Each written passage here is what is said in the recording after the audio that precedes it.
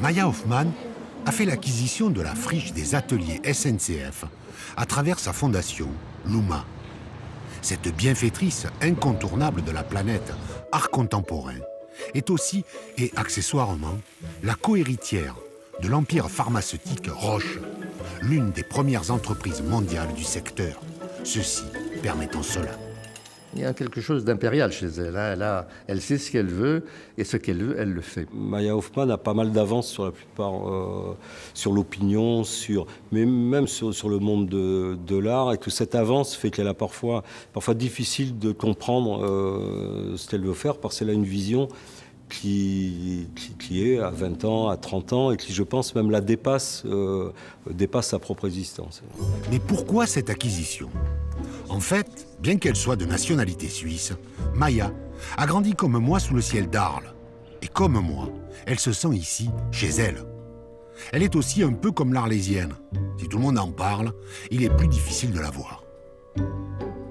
Ce que l'on découvre, c'est son projet pharaonique, dont un bâtiment amiral, une tour de 56 mètres de haut, conçue, excusez du peu, par l'architecte américain Frank Gehry. Auteur du musée du Guggenheim de Bilbao, de la fondation Louis Vuitton à Paris et d'un nombre considérable de bâtiments à travers le monde, Frank Gehry est considéré comme l'un des plus importants architectes de sa génération. Et donc quand on choisit un des plus grands architectes du monde, forcément, ça nous projette dans la dimension. Et c'est-à-dire qu'Obama connaît Frank Gehry. Un futur de capitale pour une petite ville sans le sou. Je pense que c'est d'abord une chance que quelqu'un investisse de l'argent. Voilà, les moyens de la collectivité commune d'Arles, on n'a pas. C'est une réalité, on ne va pas se raconter de salade. On a une ville de 53 000 habitants, plus grande commune de France en superficie, qui demande des moyens en dotation d'État d'une ville de capacité de 150 000 habitants. Donc du coup, quoi qu'il arrive, cette ville est toujours en déficit structurel pour maintenir à minima nos services publics. Ce qu'on doit à la population. À cause de l'espace. Il y a des moyens, il faut s'occuper des voiries, il faut s'occuper de l'eau, il faut s'occuper de l'entretien des écoles, il faut s'occuper des hangars, il faut faire de la culture de proximité, du sport de proximité, enfin la vie, quoi, tout simplement. Le projet de Maya Hoffman est donc une aubaine pour Arles, même si la maquette du futur bâtiment n'emporte pas tous les suffrages.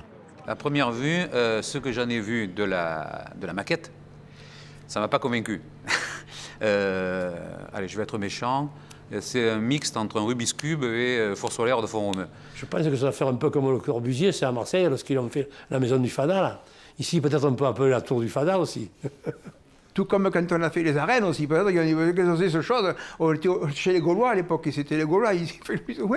Je trouve que pour Arles, c'est une chance extraordinaire. L'architecte, c'est quand même pas un rigolo, Frank Gehry. J'attends qu'elle soit finie, mais je trouve que dans un ensemble, c'est beau. Alors là, la tour, pour moi, c'est du gaspillage. Cette bonne femme, elle est pourrie de pognon. Elle ferait mieux de dépenser de l'argent ou le donner à beaucoup qui en ont besoin. De Jules César à Maya Hoffman, moi je vois quelque chose, enfin je vois une ligne se tracer.